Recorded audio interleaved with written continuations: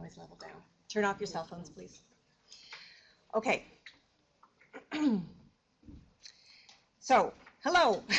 My name is Gwen Driscoll. I'm the Director of Communications here at the UCLA Center for Health Policy Research. It's my pleasure, after a long summer break, to welcome you back to our 2016 Health Policy Seminar Series. We're going to start it off with a bang with a discussion of the presidential candidates' health proposals, and specifically our two leading candidates, Hillary Clinton and Donald Trump. If anyone has seen the polls today, you know that most polls and election forecasting sites now have the race as a toss-up. For example, 538, the polling aggregation website, shows that today Democratic candidate Hillary Clinton is at 55.8%, only 11.6 percentage points ahead of her rival, Donald Trump, the Republican candidate. So it is a timely moment to envision what either candidate's pronouncements about health coverage and care could mean for the country. Leading us through today's discussion is the center's director, Dr. Gerald Kominski, a noted authority on health policy and health insurance coverage who has been paying close attention to the numerous statements and policy papers released by each campaign.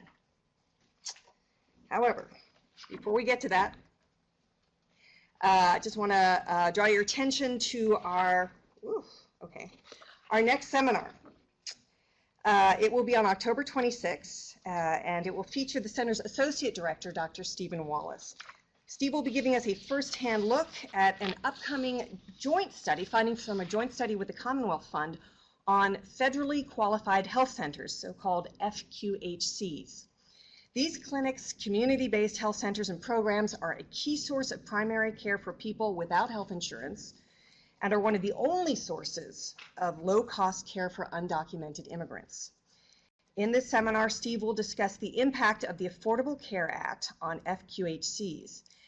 How, for example, did state decisions for and against the expansion of Medicaid impact the proportion of uninsured patients served by the FQHC safety net?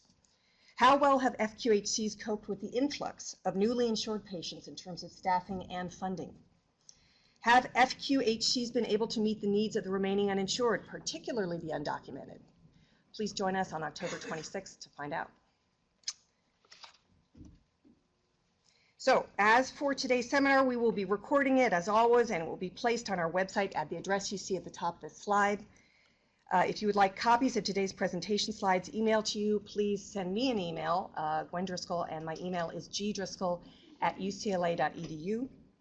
In terms of the center's ongoing health policy seminar series, you can find links to all our past seminars as well as announcements about our future ones on our website or by subscribing to our popular monthly e-newsletter, Health Policy News, and that is that link at the bottom. Please sign up. And please note we'll have a brief question and answer period at the end of today's seminar that I will moderate for both our online and in-person folks. I am now happy to introduce the presenter of today's seminar and the director of the UCLA Center for Health Policy Research, Dr. Gerald Kominski. Jerry is a professor of health policy and management at the UCLA Fielding School of Public Health. He is also the editor of Changing the U.S. Healthcare System, Key Issues in Health Services, Policy and Management, now in its 4th edition. Most recently, he added fuel to the fire around single-payer and public option debates by publishing an analysis available right now on the center's website that found that a whopping 71% of healthcare expenditures in California are paid for with public funds. A health economist and policy analyst by training, Jerry has studied the impact of the Affordable Care Act closely, both in California and nationally. He is the co-developer of the California Simulation of Insurance Markets, what we call CalSIM. It's a predictive model which is helping the state forecast eligibility and enrollment under the ACA. He also helped found the Cost Impact Analysis team of the California Health Benefits Review Program, which conducts legislative analyses for the California legislature on proposals to expand mandated insurance benefits. Jerry has taken a detailed look at what either a President Clinton or a President Trump might mean for the health of all Americans. Please welcome Dr. Gerald Kominski.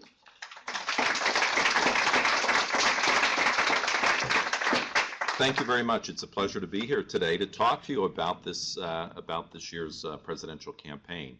I'm sure many of you watched and had an opportunity to watch last night's debate. And in contrast to the debate last night, we're going to actually try to focus on issues today and to try and actually talk about a four-letter word, fact. We're going to have some facts in today's talk. So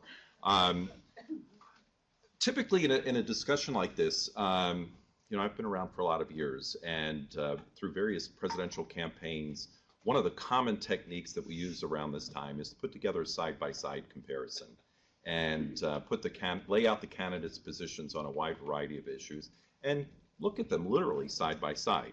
As I think everybody in the room and everybody watching knows, this presidential campaign is unlike anything that we've seen in our lifetime. And I'm looking around the room. Some of you have only been around for a couple campaigns. A few of us remember campaigns from the early 60s, and there are a few in the room who remember campaigns from even earlier. And this campaign defies all previous expectations. So the side-by-side comparison, despite the fact in preparing for this talk, I noticed that the Kaiser Family Foundation made a valiant effort to do the side-by-side comparison. I decided to abandon that approach because it really is a bunch of empty cells, depending on which side you're looking at. So instead, what I'm going to do is I'm going to go through the two major candidates' positions rather than do a side-by-side comparison. I'm going to briefly talk about the other two candidates who are running as well and acknowledge what their positions are, and then talk about the impacts of the Democratic and Republican proposals as we understand them to date. That was published at the end of last week by the Commonwealth Fund and RAND researchers, looking at the impact of both major candidates' proposals for health reform, or for health care, I should say. So I've already lost. Oh, there we go. Little arrow on the bottom left. Just click on the little arrow to the right. Just these ones. Oh, just these. That one advance. All right, so let me start with Hillary Clinton's proposal. I'm going to talk about five major areas. Her proposals, I think the most important thing to know about her position on healthcare is that she proposes to maintain and build upon the ACA. She's going to further incentivize Medicaid expansion in states that have not expanded yet, which is another way of expanding on the ACA. She proposes to expand and improve Medicare, to address high drug costs and the opioid epidemic, and to protect reproductive health services. So let me talk about how is she going to build on the ACA? This is the most, in a sense, the ACA continues to be, and I'll show you a slide at the end today, the ACA continues to be a dividing line in the country. This law was passed 6 years ago, but continues to be a source of intense opposition by a number of Americans. So by putting more effort into enhancing the ACA, this is really in and of itself a polarizing position on the part of Hillary Clinton. But her proposal would do a number of things and address a number of shortcomings that have emerged in the course of implementing this law. First and foremost, she would establish cost-sharing tax credits. And this is not so much fixing something that's wrong with the ACA, but basically recognizing that there's still affordability issues for a number of Americans. There are a lot of high out-of-pocket costs. And this is not just for individuals who are in the insurance exchanges under the ACA, but for people with employment-based insurance and people who don't qualify for subsidies. So the tax credits would be for everybody with private insurance to offset the high cost of out-of-pocket spending. And basically that limit would be 5% of income. The tax credit would be up to $2,500 for individuals and up to $5,000 for families. We'll talk about the economic impact of that. She would lower the maximum ACA premium contributions from 9.66 to 8.5% of income. Without going into the details of the law, right now, individuals who qualify for subsidies have an individual responsibility requirement. You have to spend a certain amount of your income before you qualify for a subsidy. Basically, what she's doing is saying we're going to lower that limit, and as a result, make health insurance in the exchanges even more affordable. She proposes eliminating what's known as the family glitch. And this is the fact that there's an affordability standard in the ACA. Unfortunately, the way the law is written, the affordability standard for individuals and families is based on the cost of insurance for individuals. And if I'm a family member, my affordability, you would think, should be based on the cost of family coverage. Instead, it's based on the cost of individual coverage. And this is a problem in the original drafting of the law. It's been difficult to fix, but she proposes fixing this problem. Her plan would repeal the Cadillac tax. This is the tax that was scheduled to go into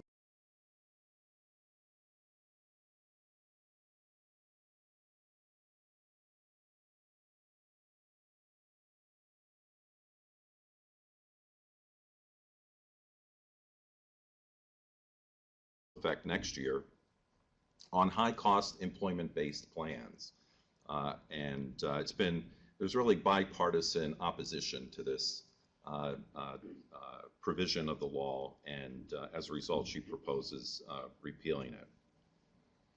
She encourages the creation of a public option in the exchanges. What we've seen this year is in some markets, private insurance companies abandoning the exchanges, and we can talk in the Q&A about why that's happening, whether this is an indication that the ACA is failing.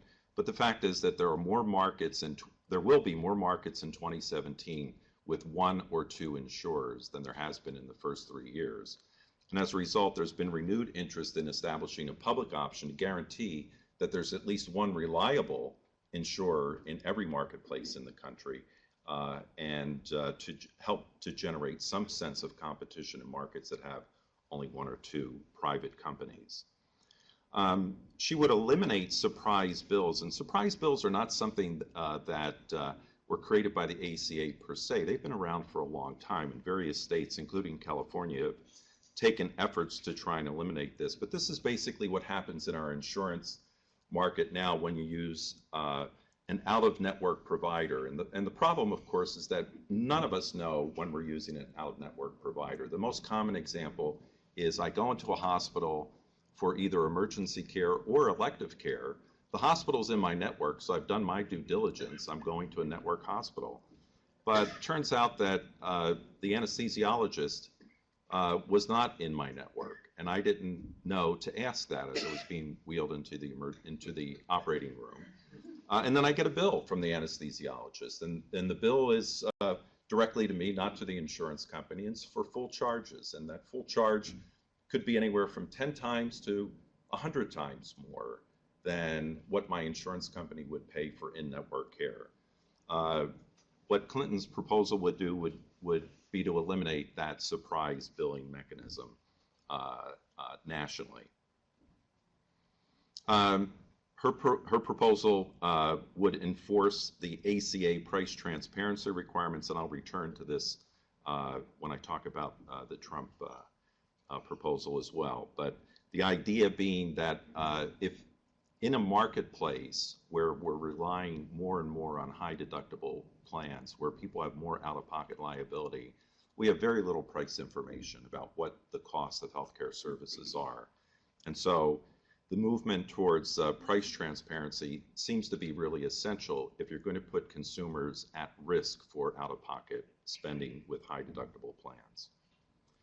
Her health plan would allow undocumented residents to purchase insurance in exchanges without subsidies. The ACA currently prohibits that. In California, we've applied for a federal waiver to allow undocumented individuals to buy insurance in the exchange, but her proposal would extend that nationally. And then finally, she'd invest money in outreach during open enrollment periods to encourage enrollment in the exchanges nationwide. and in Medicaid. Let me talk about the Medicaid expansion. This is really the primary proposal for Medicaid expansion is that we currently have 19 states that have not expanded their Medicaid program. And this is largely political protest on the part of states, largely in the South and in the West.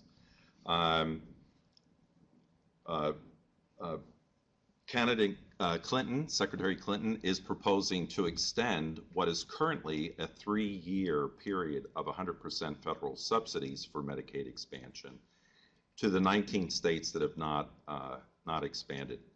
For states that did expand, they've experienced this 100% subsidy, which is ending at the end of this year and will transition to 90% federal subsidy in 2020.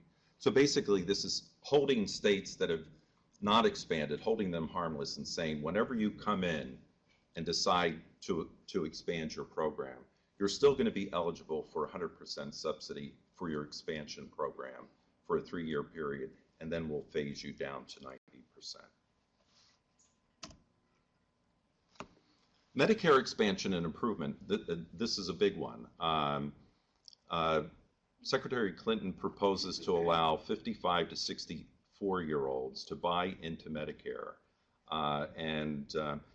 For anybody who knows anything about the history of Medicare, and I'm looking at Mark Peterson in particular here in the audience for those of you online, and for those of you in the room, anybody who knows about the history of Medicare, this was the original design. This was the intent. The intent of the framers or the creators of Medicare was that we were going to start with seniors and then gradually expand the program to the rest of the population. That was the grand plan over 50 years ago. We still haven't done it. But this would be the first major step to allowing expansion of the Medicare program. The issue, of course, is how do you do this and how to make this work. And this is not an easy thing to do. It's an easy thing to advocate and to talk about politically, but the details are this is clearly a case where the devil is in the details. And so this is a desirable goal, but not easy to achieve. Her plan would allow Medicare to negotiate for drug prices under Part D. When the Medicare Modernization Act was passed in 2003, creating the prescription drug benefit under Part D, Congress explicitly prohibited CMS from negotiating or setting drug prices. It basically tied the hands of Congress and the government to negotiate discounts. Her proposal would basically say the federal government can use its enormous purchasing power to negotiate discounts under Part D. It requires rebates in the Medicaid program to be available to Medicare low-income beneficiaries, and it would continue a number of the value-based payment reform measures that are currently underway, being administered by the Medicare and Medicaid programs. With regard to drug costs and the opioid epidemic, I've sort of lumped these together. Her proposal would allow I actually meant to say re-importation here from domestic manufacturers. And basically, this is an idea that and I'll talk more about this under Trump's proposal, because this is an area where the campaigns seem to be in agreement. But basically, the idea of drug re-importation is that U.S. manufacturers currently send pharmaceuticals to Mexico, Canada, and other countries, and if individuals were able to buy those pharmaceuticals online, they are substantially cheaper. They're U.S. manufactured, but have gone through another country's labeling and approval process. She would establish a $250 monthly limit on out-of-pocket prescription drug expenditures. This is particularly important in an era where we're developing a lot of high-cost pharmaceutical interventions. So this idea of a monthly limit on spending becomes really important for anybody who's using one of the new high-cost drugs. She would promote faster development of generics by eliminating what's known as pay-to-delay deals with pharmaceutical companies and by fully funding the FDA Office of Generic Drugs. She'd reduce the period of biologic exclusivity from 12 to 7 years, and this is certainly not going to be well supported or advocated by the pharmaceutical industry, but this reduces their exclusivity. She'd eliminate tax deductions for direct-to-consumer advertising and require FDA approval of these ads. And anybody who watches television is inundated with these advertisements. I'm old enough to remember a day and age when this wasn't permitted. And in the last 20 years, we've become inundated, and you can write the commercial. It's ask your doctor if blank is right for me. And then by law, you have to provide all the disclaimers. And with some of these pharmaceutical agents, when you start hearing what the disclaimers and all the possible side effects are, it literally will scare you to death. And then finally, she would promote prevention and treatment efforts to address opioid abuse and addiction. Although the specifics, to be honest, the specifics are and the details aren't immediately clear to me in looking at her website. In the area of reproductive health, basically, Secretary Clinton opposes efforts to defund Planned Parenthood. She would propose repeal of the Hyde Amendment, which restricts use of federal funds for abortion, primarily among Medicaid beneficiaries. And she would preserve access to affordable contraception and safe legal abortions. And here's one case where we can clearly say what the other side is if we were doing that. If we were able to do that side-by-side comparison, the Trump campaign opposes all of these positions. It's in direct opposition to these positions. So let me just summarize the findings from last week's study that was published by the Commonwealth Fund and RAND researchers on the impact of these reforms. And this table shows the impact individually of some of the important policy options that are proposed by Secretary Clinton.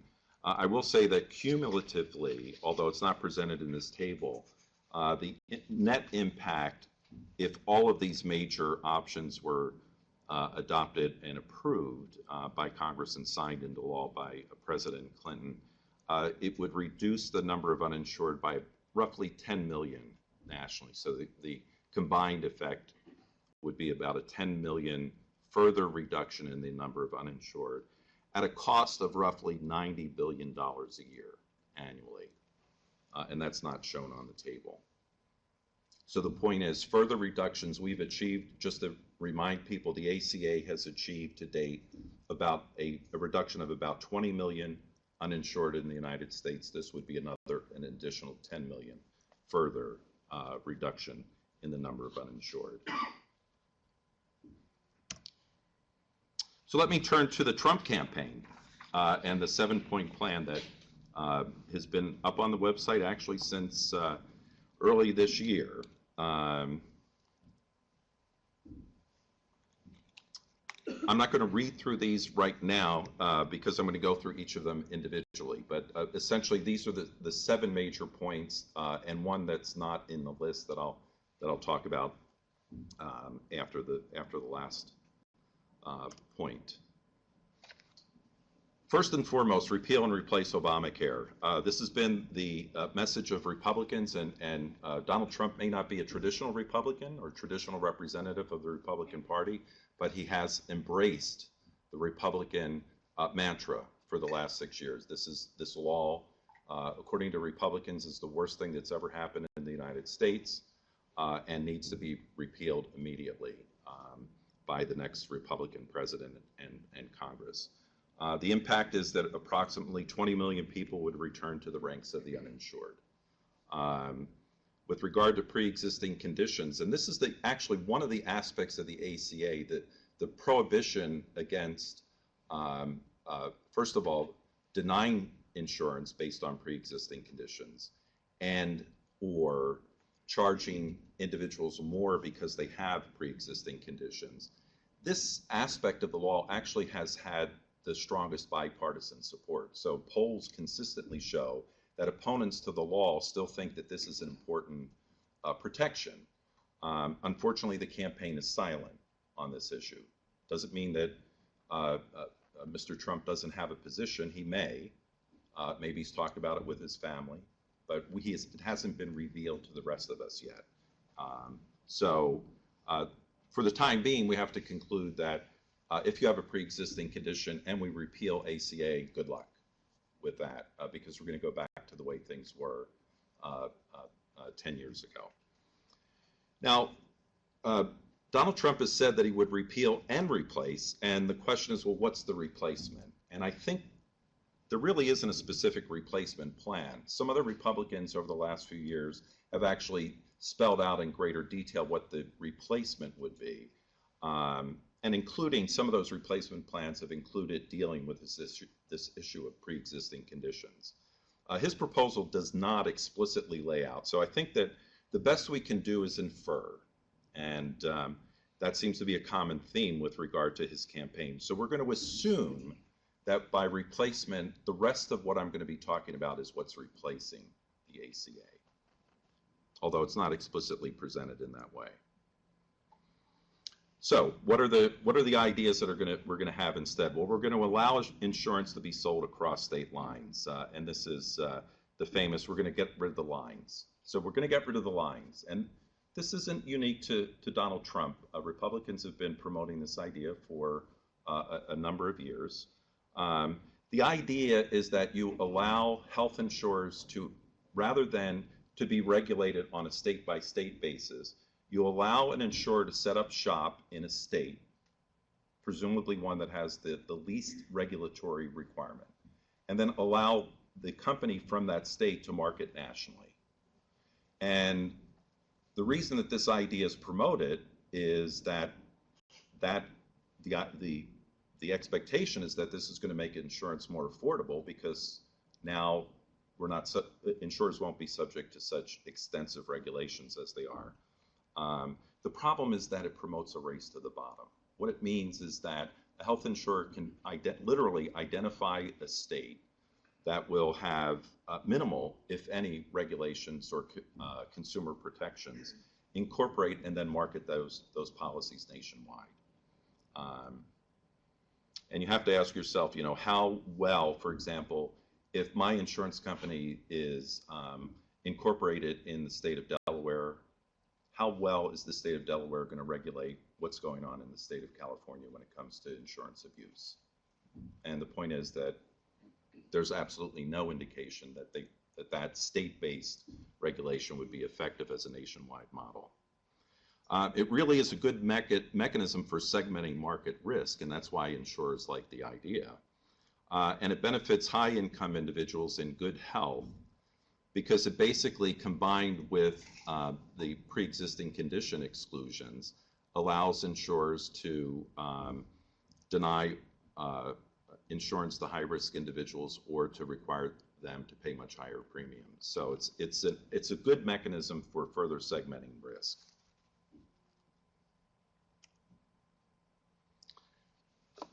The Trump plan calls for fully deducting health insurance premiums. The fact is that many employers today allow employees to pay the employee share of health insurance premiums with pre-tax dollars. Certainly many large employers provide this benefit today. And the employer contributions are already tax exempt. So this proposal or this policy basically would affect people who are not self-employed, but who buy insurance in the individual market because they don't have employment-based insurance or employer-sponsored insurance. And the fact is that the self-employed can already deduct their insurance premiums from their income taxes. I will say that this mechanism of allowing the tax deductibility doesn't solve the cash flow issue that many individuals have in terms of paying insurance premiums, because what you do is you pay your premiums during the year, and and then at the end of the year, when you file your income taxes, you deduct that as an expense.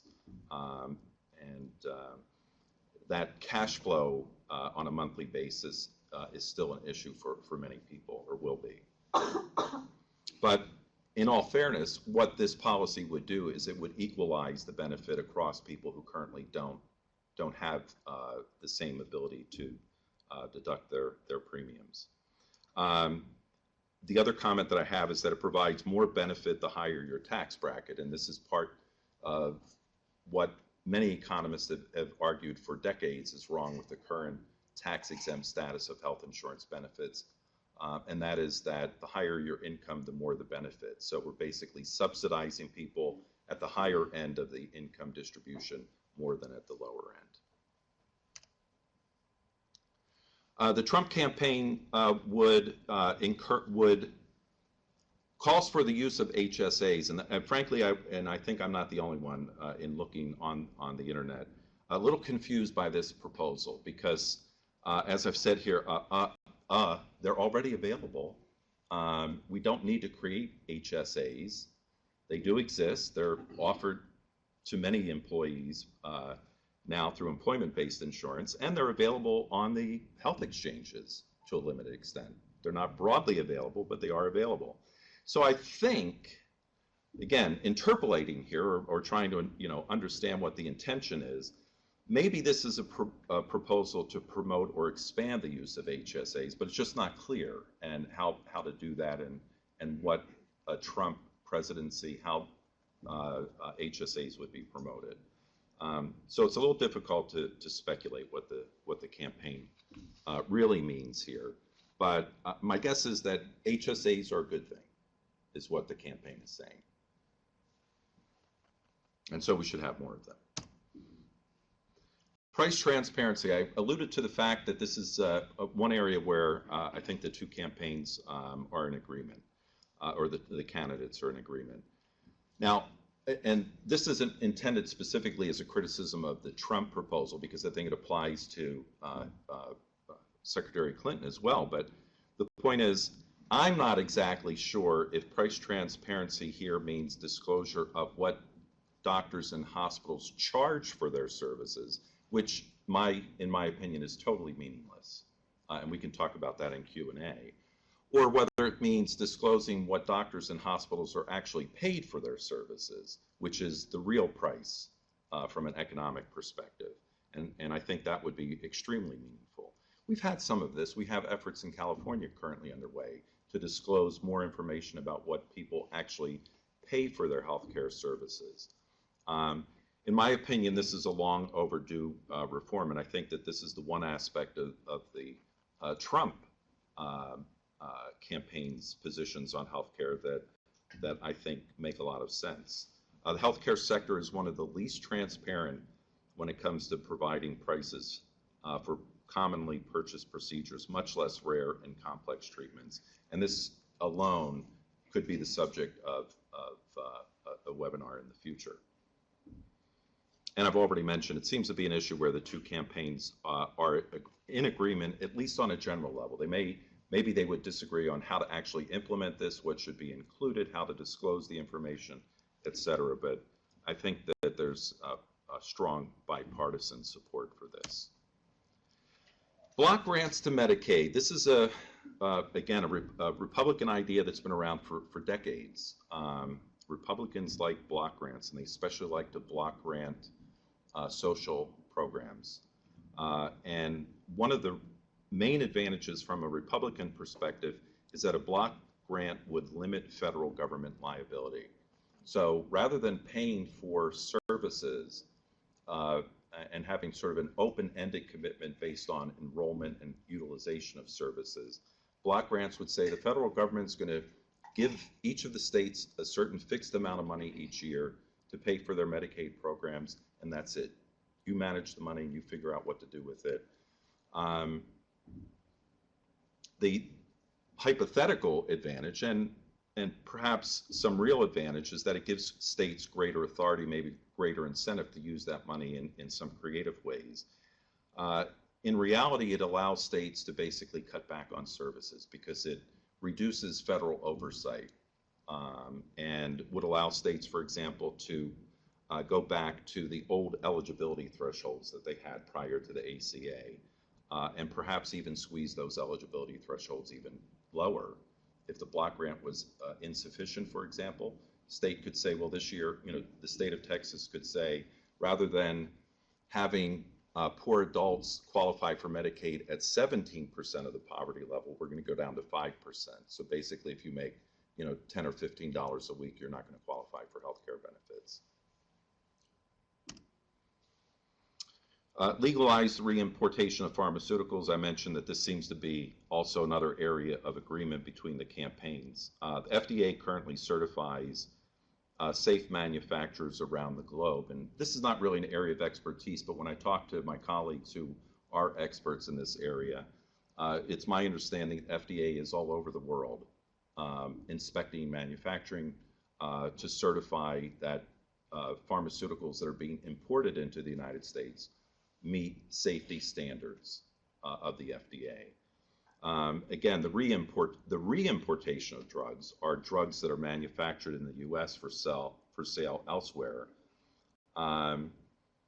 This practice is currently illegal, except in some limited cases. And as I was researching this, as one website said, technically it's illegal in all instances, but the FDA is not going to prosecute you if you're overseas, run out of medication, get a prescription filled, and then come back into the country with that prescription. You're not going to end up going to jail. But setting up an online ordering system for ordering drugs from Canada or from Europe is still not legal in the U.S. And many people feel this could introduce a level of price competition that doesn't currently exist in the market. So I've actually gone through the 7, I don't know if you've been counting, but I've gone through the 7 points of the plan. And here's the eighth wonder of the Trump, which is immigration. Is this a major healthcare concern or health cost concern? And according to the material on the Trump website, this is a major issue in the U.S. And I'm not going to read this slide to you. You can read it. But basically, this is a gratuitous attempt to tie his positions, his anti-immigration positions, to the healthcare issue by calling attention to the fact that undocumented immigration in the United States costs, according to his website, $11 billion a year. And we could save this money if we just enforced the immigration laws and took a tougher stance on immigration. My only other comment on this is that $11 billion is less than 0.5% of our current healthcare spending in the United States. So you can judge for yourself whether or not this is a major cost issue or not. But all of this is a direct quote from the website. And there's more attention and more words. And remember, he has many, many words, many words. There are many words on this issue on the website, many more words than on some of the other issues that I've talked about so far today. So what would be the impact of some of these proposed reforms? And again, this is from the Commonwealth Fund study produced last week.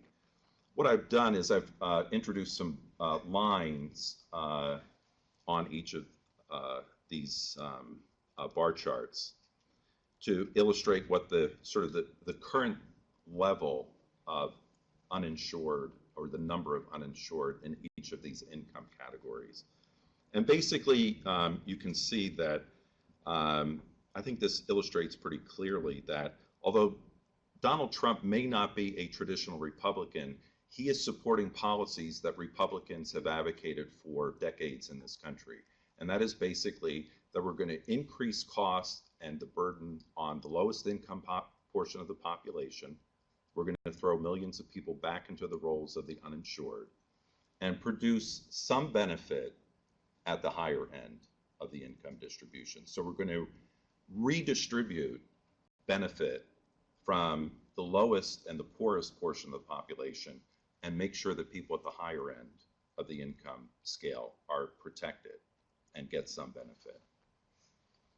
And I think this their analysis is pretty effective at illustrating that.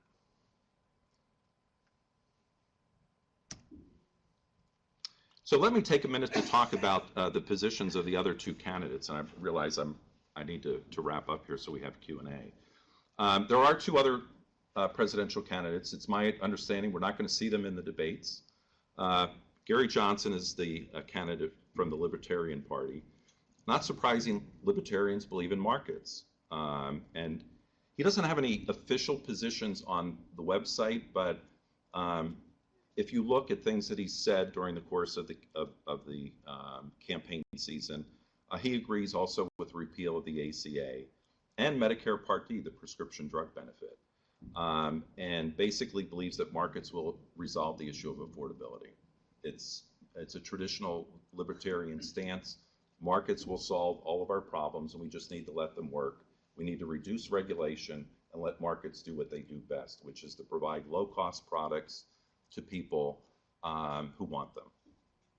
And that's the position. Perhaps of more concern is that he would block grant not just Medicaid, but Medicare. And I've already alluded to the fact that block grants can have some really nefarious consequences for low-income individuals. I think Medicare beneficiaries should be shaking in their boots or whatever at the thought of block granting the Medicare program. This would be such a fundamental transformation. It would take more than an hour to talk about just that issue alone. Jill Stein, the Green Party candidate, is for a Medicare for All plan, basically a single payer plan with no co-payments, no deductibles, basically free health care for all Americans.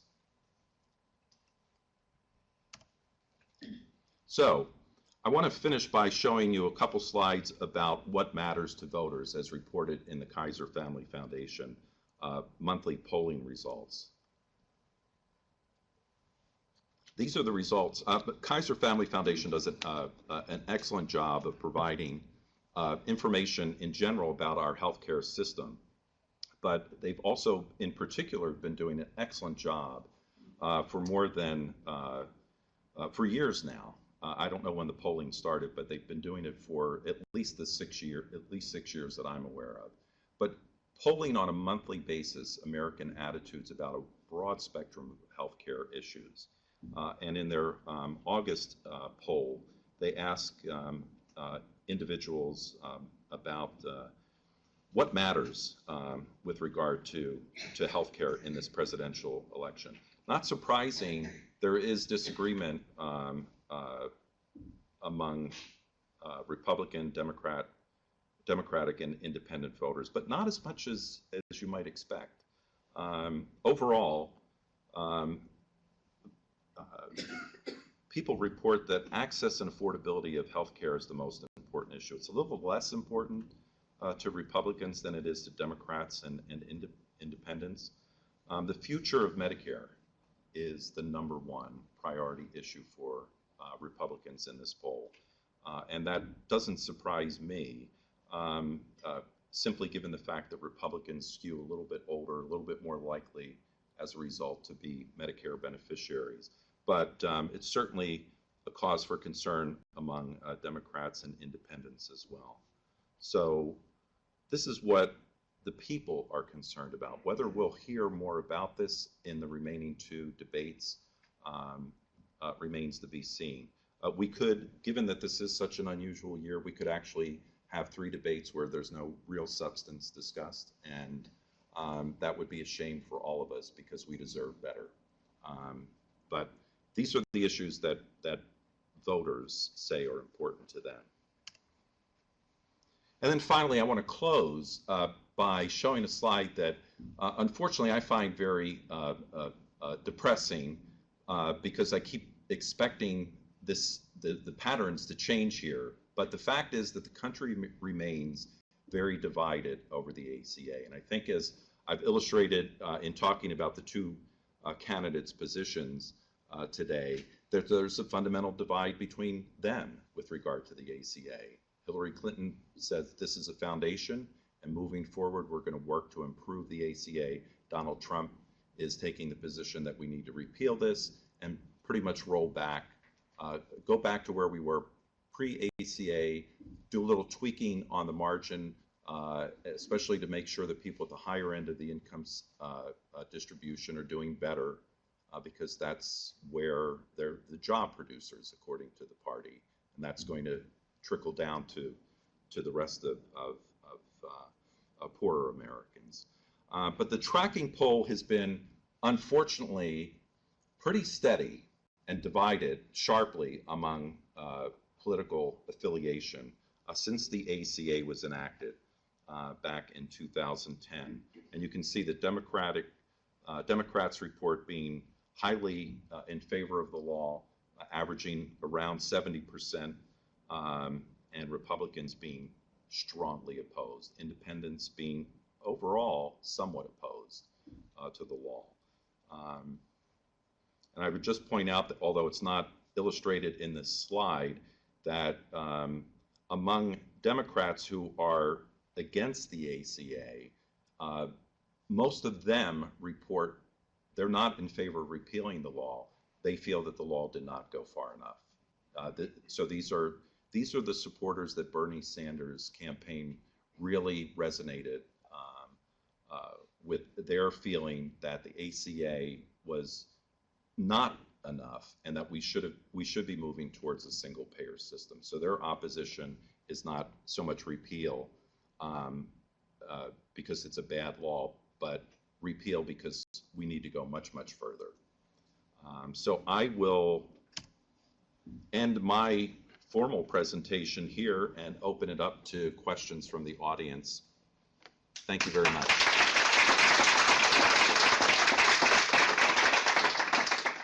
Okay, so I'm going to take questions, and we'll do it this way. We'll take one from the room, one from online, and so forth and so on. So let's start with the room. Anyone have a question in the room? Okay. Since the real cost savings for purchasing drugs come from volume, would it make sense if we were to do the Part D to combine it with the other federal programs like the 230B and the DOD purchasing and create one large national PBM? Could you repeat the question? Sure. So the question is, because of the discounts in pharmaceutical purchasing come from volume, does it make sense to combine all federal purchasers into a single PBM? If I'm, and I think the simple answer is yes. I mean, one of the problems with a healthcare financing system that's partitioned the way that we have it is that we have now two very large publicly financed programs, Medicare and Medicaid, that don't necessarily cooperate. And even though there's some overlapping eligibility with duly eligible populations, we still don't do a very good job of coordinating the spending for duly eligibles. And there are demonstration projects we're working in California to try and identify ways of coordinating care for duly eligible. But the simple answer to your question is absolutely. We avoid in the U.S. Having government too much power concentrated in federal agencies, and this is largely, if we go back to the Part D, for example, restriction, that was passed under a Republican Congress, but Congress wanted, or a Republican president, but Congress wanted to make sure that Medicare was not restricting the profitability. So this was really, in a sense, a way of encouraging the pharmaceutical industry to participate in the Part D program. We're not going to restrict your profits. We're not going to negotiate, or even worse, dictate a fee schedule. So we'll let the market figure out how to keep prices under control. Okay, Jerry, from online, do either of the candidates address cost reduction for end-of-life care? Could you repeat the question? Yeah, so the question from online is, do either of the candidates discuss the cost savings for end-of-life care? I haven't seen explicit discussion of this issue. I have my own opinions about this, which would require 15 minutes to explain. So I'll also save that for another. I'm not sure that this is the issue that it's often made out to be. There's data out that suggests that the Medicare program spends an quote unquote inordinate amount of money on end of life care. I think that the information is misleading and presented in a way that doesn't fully capture what occurs at the end of life. So in my own opinion, it's not as important an issue, but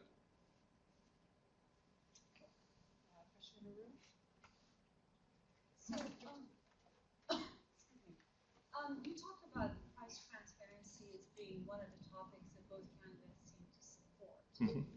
And I understand the basic principle: if prices are transparent, then people can actually shop or go walk, show the providers that are high cost with their feet, right? Walk away. But in reality, it's not that simple. There's too many restrictions around the use of services to allow you to use price transparency effectively. I doubt that there's enough information about either of the candidates. What would you do with good price transparency data? But I just want to hear your opinion. yeah. I don't want to personally, I don't think that price transparency is going to produce this enormous savings that prices are currently hidden, and once we shine a light on what the real price is, that this is suddenly going to drive competition. On the other hand, why would we accept hidden prices in healthcare and not in other sectors of the economy? I mean, we have so many protections against keeping this kind of information hidden in other sectors of the economy. Why do we allow it in healthcare? I don't think that it's going to produce this large-scale savings. On the other hand, I think the information could be used effectively to keep costs from growing as fast as they are, to allow purchasers, and that includes employers, government agencies, better information about what it costs, what is actually being paid for healthcare in different areas of the state, different areas of the country. And I don't see any harm in doing it. I don't necessarily see enormous benefit. But I find it frustrating to myself get bills that are difficult to understand where the charge structure came from and why my insurer is paying this amount versus what I know from other sources could be a much lower payment. We have an online question. Perhaps it's an opportunity also to talk about public option. Do you think this country will move towards universal health care in the next 10 years or so? Wow. We've been trying to move to universal, okay, the question is, will the U.S. move to universal health care in the next 10 years or so? Wow. So I've spent my entire career talking about the history of the effort to get universal health care in the United States. And again, I'm looking to Mark Peterson, who's written about this extensively as well, knows the history. Our history is that we've been trying to do this now for 120 years in the United States. We've made progress, but the progress is glacial. Having said that, we never stop fighting for that. That's why first of all, that's why we're in public health. It's why this center, the Center for Health Policy Research, does what it does. And it's why thousands of people across the country, across the state, millions of people are working towards this goal. But the next 10 years are very difficult. We are so divided politically right now. It is very, very difficult to imagine the scenarios that lead us to true universal access through, say, a single payer system in the next 10 years. But I'm an optimist, and I believe that there are people in this room who will one day see a single payer system in this country. Now, I may not be around, but some of you will be. And we're getting there. It just takes a long time.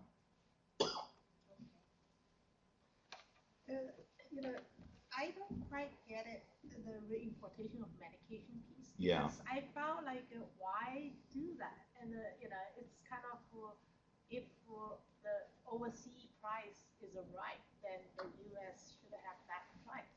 And then when you do the re-importation, you add overheads of the re-importation company, right?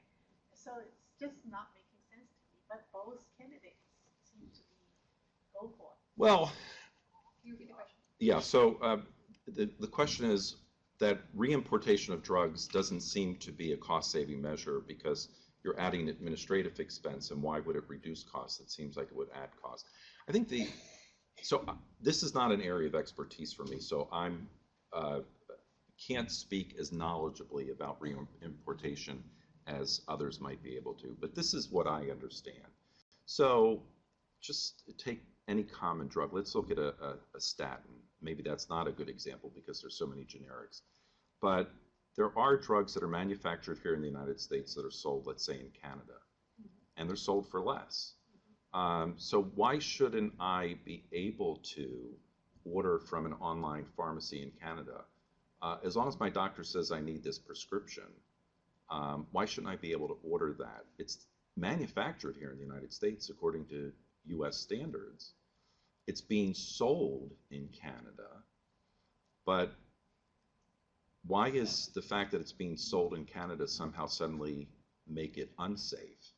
Now, the official position of the FDA is that it's sort of, the way I understand it is, it's sort of like a chain of evidence in police. That's the best example I can think of. That once it leaves the country, you don't know what's happened. I mean, maybe it's repackaged. Maybe lots of things might be happening once it leaves our borders, and so maybe it's not as safe, even though it was safe when it left the factory here in the United States. And I understand that there are legal liability issues here, and I don't want to downplay those, especially because I'm not an expert in this area. But I also feel that I can't help but feel that part of this is allowing drug manufacturers to maximize their profits in the United States, and that's an issue that we haven't made a lot of progress on. I think the idea of reimportation is that you have similar products, and in competitive markets, you know, if I buy a car, it doesn't matter who I buy it from. I can buy it from a dealer in Santa Monica, or I can buy it from a dealer in the South Bay. It's the same car. And so I think the idea is that if it's the same drug, why should I pay $50 for it when I can go online and get it for $15 from right across the border in a country that is our neighbor? We have time for just a few more questions, just because I don't want to run us over. I want to respect your schedules. So, Jerry, question from online. What happened to the federal funds that were not used in the Medicaid expansion by states that didn't opt in? That's a good question. I don't think that anything happened to, the question is what happened to the federal funds that were not expended under the ACA for Medicaid expansion. I don't think anything has happened to them per se. They're not in a trust fund somewhere like, you know, the Medicare trust fund.